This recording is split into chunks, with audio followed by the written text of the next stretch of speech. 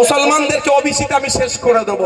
দিদি দাদাকে বলে দিয়েছে আরএসএস কে যে মুসলমানদের যত রকম ধরনের ক্ষতি করা যায় আমি ক্ষতি করে দেব, তুমি আমার 54-55টা সোনার টুকরোকে কিছু যেন অসুবিধা করো না। ওই জন্য করেন। শুধু তাই নয়, আচ্ছা তিলোত্তমা কি একা ডিউটি করছিল? এরকম হয়?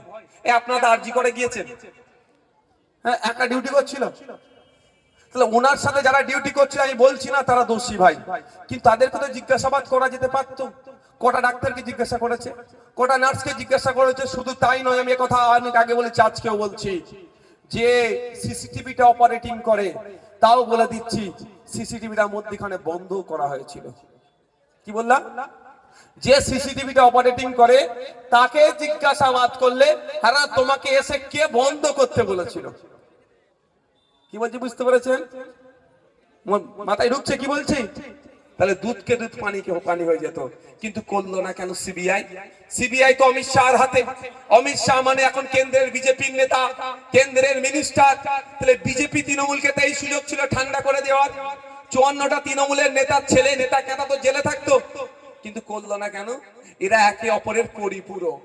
যখন এ গাড্ডায় পড়ে ওকে সাপোর্ট দেয়, ও যখন গাড্ডায় পড়ে একে সাপোর্ট দেয়। কদিন আগে ভুলে যাচ্ছি মহাকুম্ভ হয়েছিল উত্তরপ্রদেশে। হিন্দু সমাজের ধর্মীয় বিশ্বাস প্রতি 130 বছর না 140 বছর ছাড়া ছাড়া মহাকুম্ভ হয়। ওখানে গিয়ে স্নান করলে তার পাপ মুক্ত হয়। হিন্দু ধর্মের ধর্মীয় বিশ্বাস। আমার আপনার রাইট নেই এটাকে নিয়ে খিল্লি করার।